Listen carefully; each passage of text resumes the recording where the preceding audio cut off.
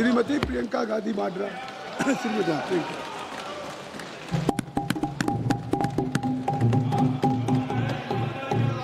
धन्यवाद अध्यक्ष महोदय जी, आपने मुझे इस विषय पर बोलने का मौका दिया। कुछ दिनों पहले हम राम मनोहर लोहिया अस्पताल गए थे। पुलिस लाठीचार्ज में घायल दिल्ली की उस छात्र की स्थिति जानने के लिए जो आईसीयू में अपनी जिंदगी की सबसे बड़ी लड़ाई लड़ रही है। हमसे कुछ ही समय पहले आदरणीय स्वास्थ्य मंत्री जी श्री जेपी नड्डा वहां गए थे और उनसे कुछ समय पहले अन्य नेता भी गए। जब तक हम वहां पहुंचे, उस लड़की की मां नेताओं के आने जाने से गुस्से में थी। सुन लीजिए, सुन लीजिए, सुनिए। किसी की पीड़ा का मजाक नहीं उड़ाते, कोई भी हो, किसी की पीड़ा का मजाक नहीं उड़ाते। आप संसद में बैठे हैं, निशिकांत जी आप बना रहे हो। जब तक हम वहां पहुंचे, उस लड़की की मां नेताओं के आने जाने से गुस्से में थी। किस लिए आए हो? उसने आईसीयू के दरवाजे के बाहर खड़े होकर हमें पूछा। हमारे सामने कांपते हुए हाथ जोड़े कहने लगी कि धन्यवाद आप आए हैं, ठीक है, मगर मुझे किसी से नहीं मिलना, मुझे किसी से बात नहीं करनी। महोदय, उस मां की पीड़ा से उसका पूरा शरीर कांप रहा था, लेकिन उसने दृढ़ आवाज में कहा, सुबह से बड़े बड़े लोग यहां आ रहे हैं, एक के बाद एक वीडियो बना रहे हैं। वह भी आए जिन्होंने मेरी बेटी का ये हाल किया है। किस लिए? उसने हमसे पूछा। किस लिए? मेरी बेटी की बलि तो चढ़ गई है, लेकिन उसे कुछ भी हो जाए तो मैं उसके लिए अपने आप लड़ूंगी। मुझे किसी की मदद नहीं चाहिए, मैं अकेले लड़ लूंगी। महोदय, शायद मुझे यहाँ खड़े होकर सबके सामने ये बात नहीं कहनी चाहिए, मगर उस माँ की गुहार ने मुझे शर्मिंदा किया। उसके दिल के टूटने की वो आवाज़ जो अस्पताल की दीवारों से में गूंज रही थी, मेरे मन में अभी भी गूंज रही है। इसलिए उस माँ की इजाज़त लिए बिना मैं आपके द्वारा आदरणीय प्रधानमंत्री महोदय जी और आदरणीय गृह मंत्री महोदय जी से पूछना चाहती हूँ कि क्या ज़रूरत थी एक मासूम बच्ची पर इस तरह दमन करने की? क्या ज़रूरत थी उन छात्रों पर आंसू गैस चलवाने की, उन पर लाठियां बरसाने की, उन पर वाटर कैनन्स चलवाने की? क्या ज़रूरत थी उन नौजवान लड़कियों को जलील करते हुए उनके कपड़े फाड़ने की, उनको बेरहमी से गंदी तरह पिटवाने की? देश के युवाओं पर पैलेट गन्स और AK-47 चलवाने की क्या आवश्यकता थी? क्या वे आतंकवादी थे? क्या आतंकवादी हैं? टेररिस्ट हैं? हाँ, कांग्रेस बोल रही है। हाँ, कांग्रेस बोल रही है। जवाब दीजिए, जवाब दीजिए। कांग्रेस बोल रही है, जवाब मांग रही है, जवाब दीजिए।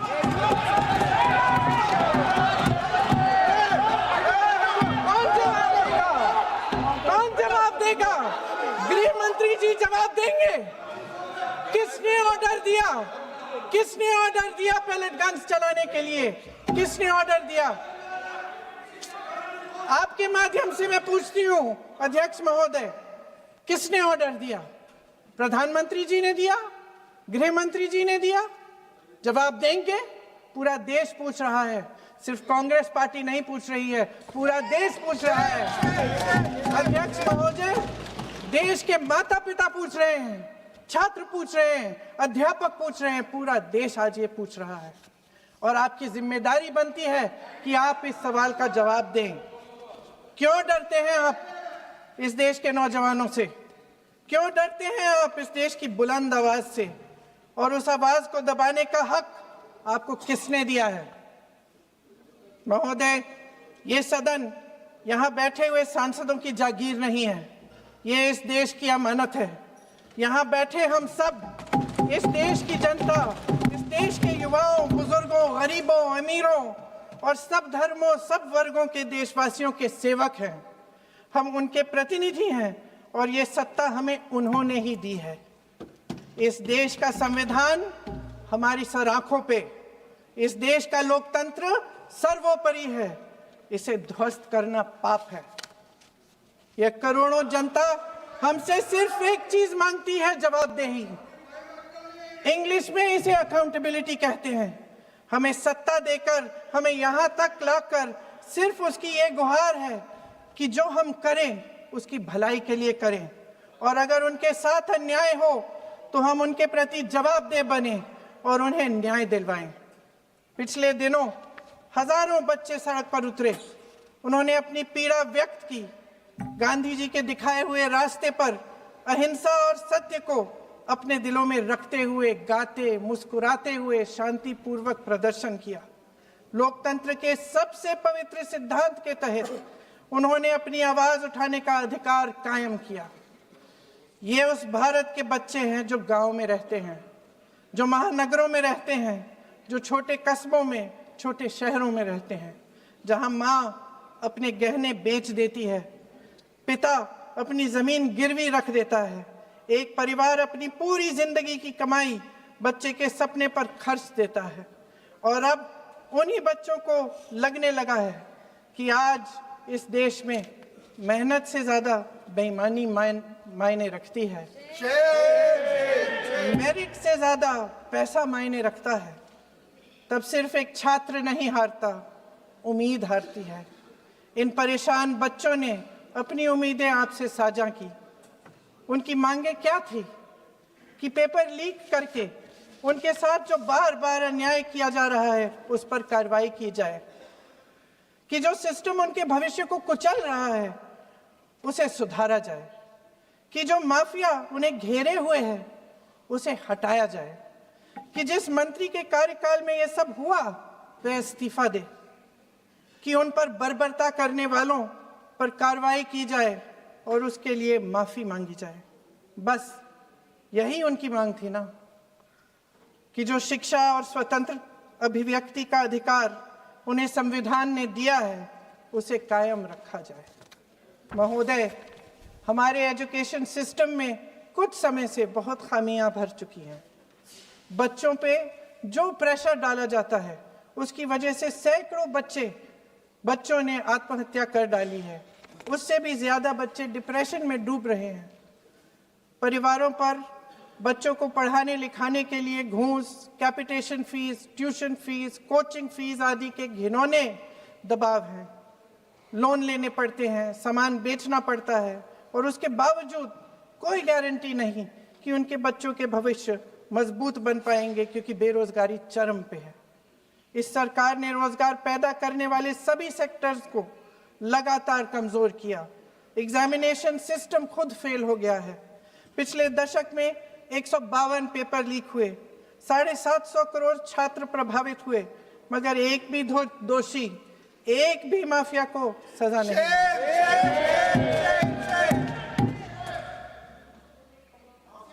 हमारे एजुकेशन में आरएसएस के प्रचारकों को भर भर कर उसे खोखला बना दिया है। जबरदस्ती एनटीए बनवाकर सिस्टम का केंद्रीकरण करके उसे और भी उलझा दिया। देश के कुल बजट में, हाँ जी जबरदस्ती, आपने अभी अभी सुना तमिलनाडु के हमारे साथी क्या कह रहे थे।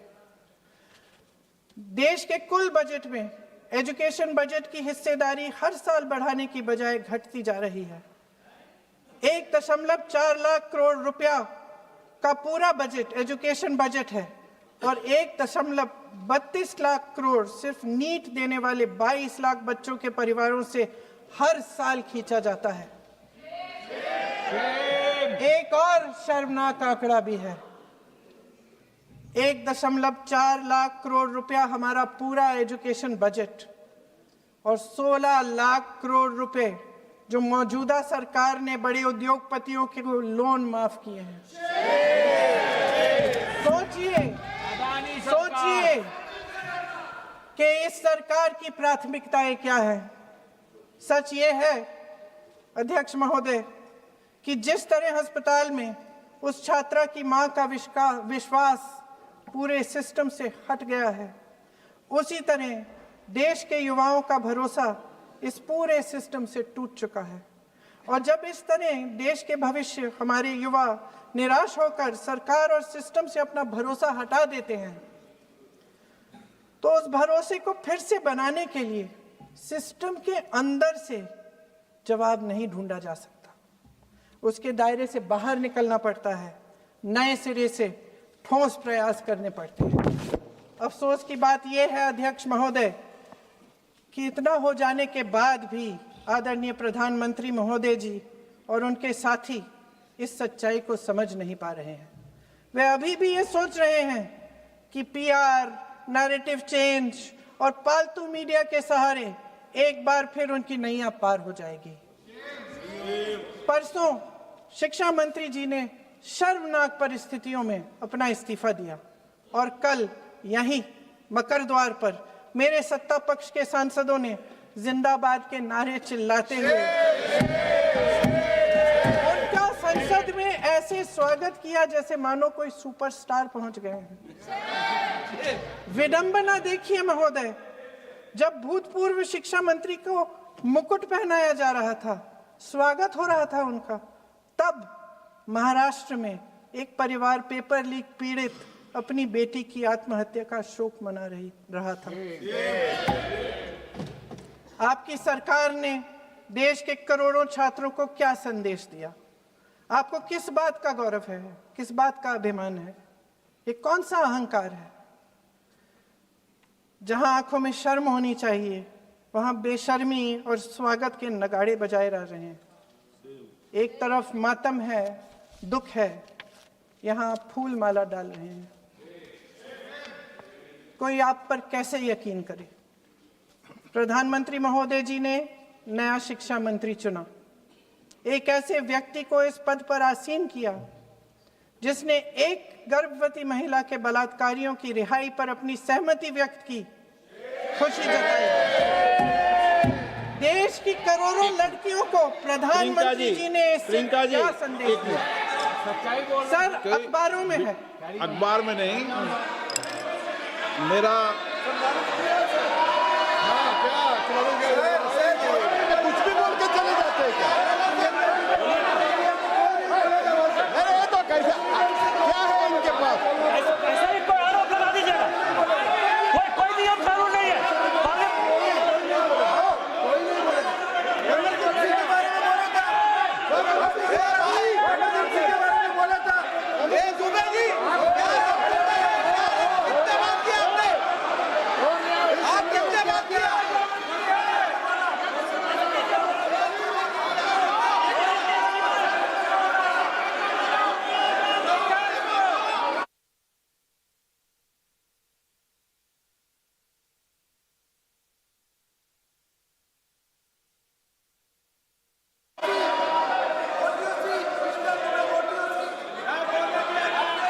अध्यक्ष महोदय जी, जो श्रीमती प्रियंका वाड्रा गांधी जी बोल रही थी, तो बीच में उनके वहाँ से भी टोका टोकी पहले भी हुए, हमारे यहाँ से भी हुए थे। अभी हम लोग तो शांति से सुन रहे हैं, लेकिन जो अभी अभी हमारे वर्तमान नए शिक्षा मंत्री को जो उन्होंने टिप्पणी की, कैरेक्टर असैसिनेशन है एक तरीके से संसद में, और इस तरीके के भाषा हम उम्मीद नहीं करते हैं। मैं इसमें प्रहलाद जोशी जी ने भी खुद कहा है, एक तो उन्होंने प्रियंका जी ने जो गलत बात कही है रिकॉर्ड पे, उसको रिकॉर्ड से हटा दिया जाए। दूसरा इस तरह का भाषा का इस्तेमाल ना करें। आपने डिबेट से पहले आपने अपील किया कि संसद में डिबेट का स्तर को नहीं गिराने चाहिए। उनके पार्टी के वो सीनियर लीडर है, वो पहली बार चुन के आए हैं, मगर उनके पार्टी में सीनियर है। जिम्मेदारी के साथ बोलना चाहिए। अगर पूरा ऑथेंटिकेट नहीं कर सकते हैं तो मैं ये मानता हूं कि उनको क्षमा मांगना चाहिए सदन से।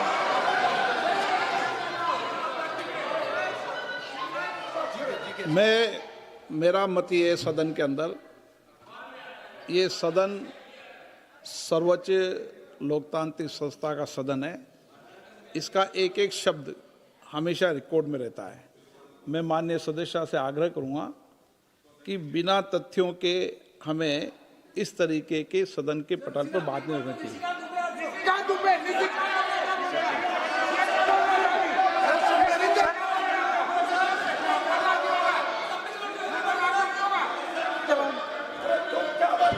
ये तो डिलीट कर दिया, लेकिन आगे भी वो भी डिलीट करा सर। ये तो किसी का बोलता वो भी ये सीधे का बोल रहा था, डाटा का कर रहा था। सर जो प्रहलाद जोशी जी ने बिल्किस बानो के बलात्कारियों की रिहाई पर जो बयान दिए, उसका प्रमाण मैं आपको दे दूंगी, मैं भेज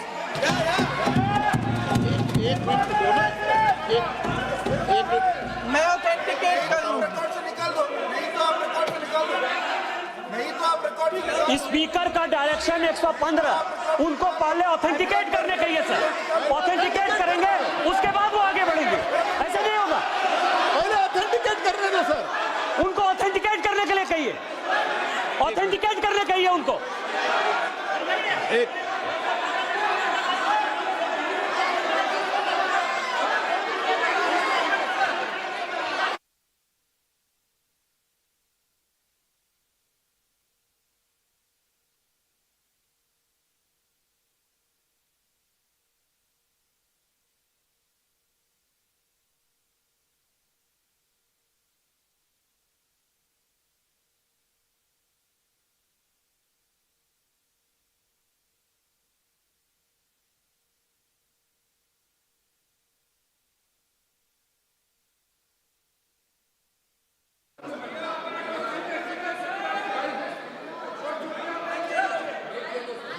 आप उनको बोलने दो, आप मत करो डिस्टर्ब। मैं एक विषय बता दूं, एक मिनट बताऊं।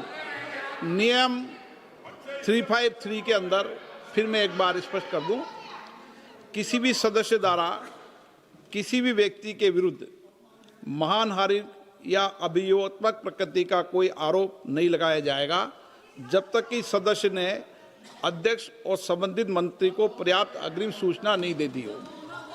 यह व्यवस्था है।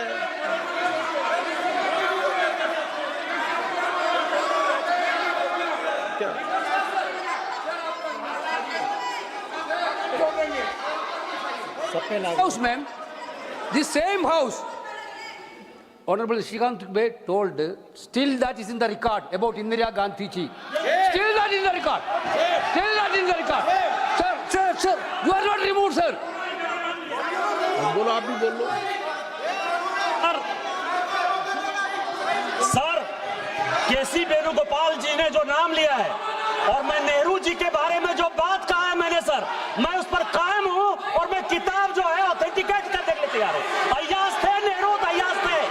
मैं फिर दोबारा रिपीट कर रहा हूं, आई एम अगेन रिपीटिंग। यही फैक्ट है और वो किताब में ऑथेंटिकेट करके दे रहा हूं। I am authenticating that book.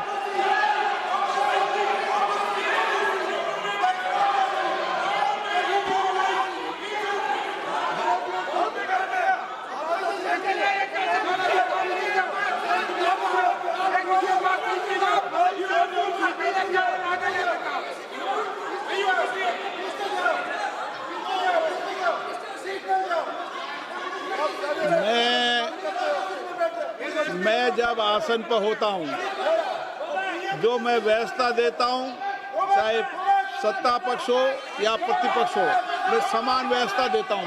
मैं जब आसन पर होता हूं,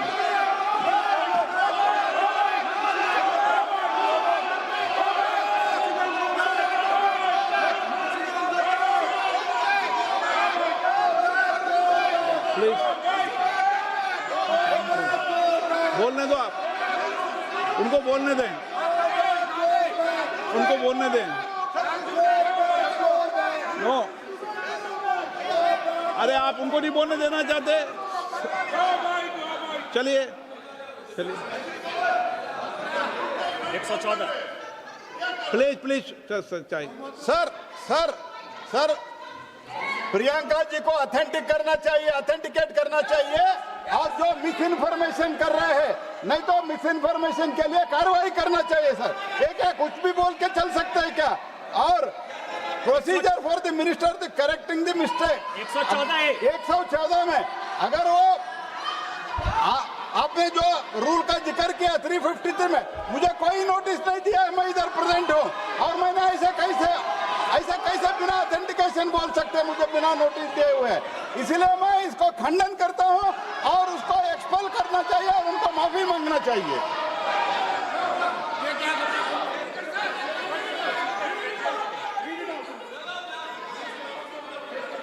नहीं, ये चैप्टर आगे नहीं बढ़ेगा sir.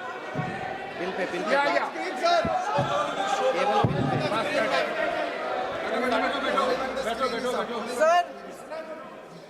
Sir here is a newspaper माननीय आर्टिकल। सदस्य, सर पूरा बुकी लेके आए आपने, बुकी लेके आ सकता है। Sir, written by a respected माननीय journalist, सदस्य, I will authenticate using this, sir. आप माननीय सदस्य प्लीज इसको छोड़ दें।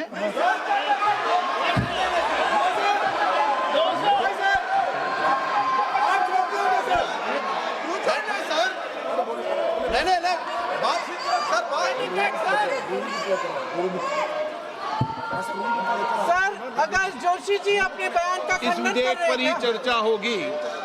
आप इस बयान का खंडन कर रहे हैं क्या नहीं, जोशी जी? माननीय से पूछेगा। सदस्य, मैं आपसे फिर आग्रह कर रहा हूं, इस सदन में इस विधेयक पर ही चर्चा होगी। फिर भी नो, ये विधेयक का विषय नहीं है। आप नो, आप बोलो तो विधेयक पे बोलो, ये मेरी अपेक्षा आपसे।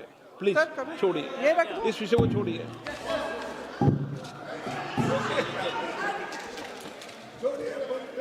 आज हम सदन पटल पर एक ऐसे विधेयक में संशोधन पर डिबेट कर रहे हैं जो 2024 में पारित हो चुका था और इसमें मुख्य संशोधन यही है कि पेपर लीक के अन्य अपराधों के लिए सजा बढ़ाई जाएगी। मगर जब से ये विधेयक पारित हुआ तब से अब तक इस सरकार ने एक भी अपराधी को सजा नहीं दी। आपने देखा है कि कल और परसों से फेस रिकॉग्निशन द्वारा प्रदर्शन करने वाले बच्चों के नाम और पते सार्वजनिक किए जा रहे हैं, मगर यही काम पेपर लीक करने वाले अपराधियों के लिए अभी तक नहीं किया गया। ना इस विधेयक में पेपर लीक रोकने के कोई ठोस कदम है। इससे देश के युवाओं का भरोसा कैसे बनेगा? अध्यक्ष महोदय, आदरणीय प्रधानमंत्री महोदय जी को आपके माध्यम से मैं कहना चाहती हूं कि शायद उन्हें अपने सलाहकार बदलने चाहिए। वे असलियत से एकदम टूट चुके हैं। नई कमेटियां बनाने से काम नहीं चलेगा। उनका अध्यक्ष चाहे कोई भी हो। राधा कृष्ण कमेटी भी व्यवस्था में सुधार लाने के लिए बनी थी। आज तक उसकी एक सिफारिश लागू नहीं हुई है और इस नई कमेटी में तो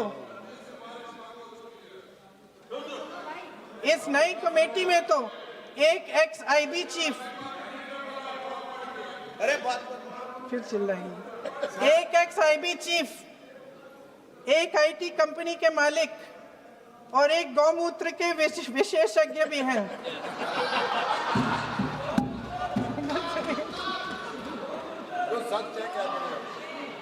इन्हें शिक्षा के बारे में क्या पता जी? सर, सच है। आप आज मेरे से नाराज हो रहे हैं। मन मुस्कुरा लीजिए। उनको आपने भी चुनाव लड़ा।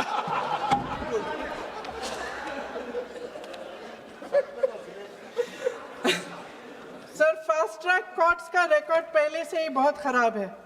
वैसे भी कल की सुनवाई में सीबीआई का वकील पेश ही नहीं हुआ। संसद में विपक्ष को दोषी ठहराने से, खोखले राजनीतिक खेल खेलने से काम नहीं चलेगा। आप जेन जी का भरोसा वापस जीतना चाहते हैं तो नए एंगल से अपने फोन से नए वीडियो बनाने से नहीं होगा।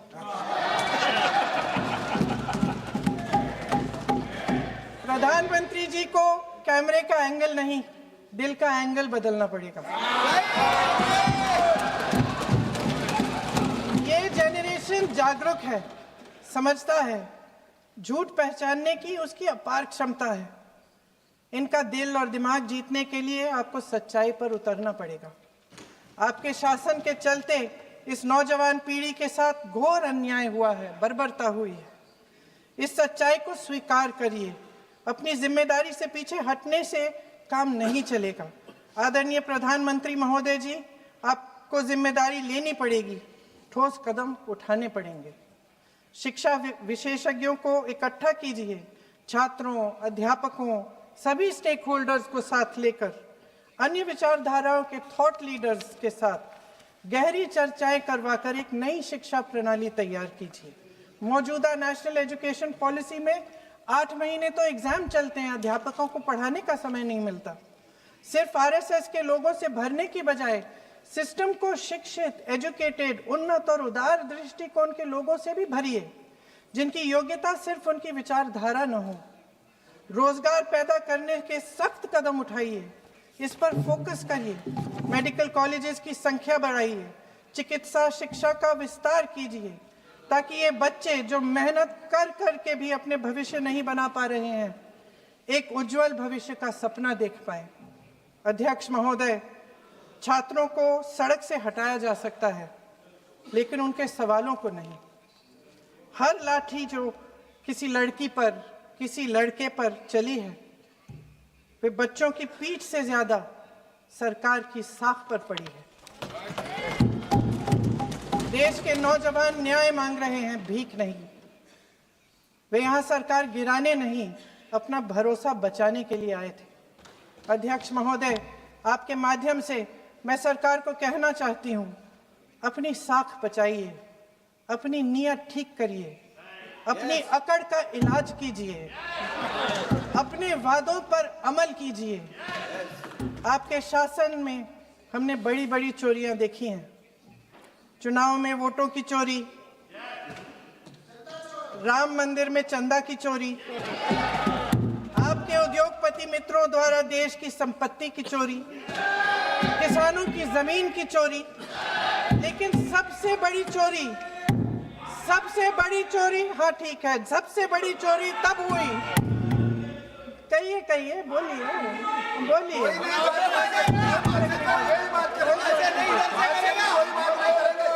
सुन लीजिए, शांति से सुन लीजिए, शांति से सुन लीजिए।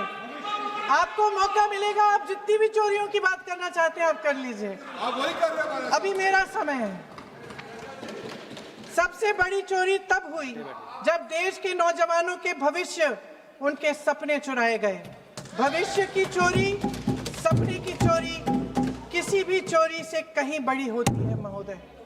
अगर देश का युवा निराश हो जाए, अगर देश का युवा निराश हो गया, उसकी उम्मीद टूट गई, तो सबसे बड़ी हार भारत की हार होगी। और हम कांग्रेस और विपक्ष के लोग जान दे देंगे, मगर भारत की हार नहीं होने देंगे। जय हिंद। सर, अब तो मुस्कुरा लीजिए, भाषण खत्म।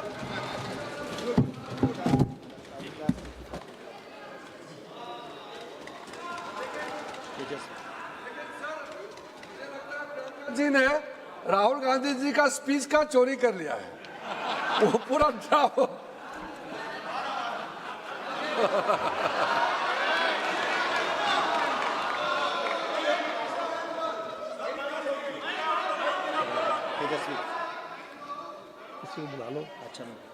तेजस्वी सूर्या,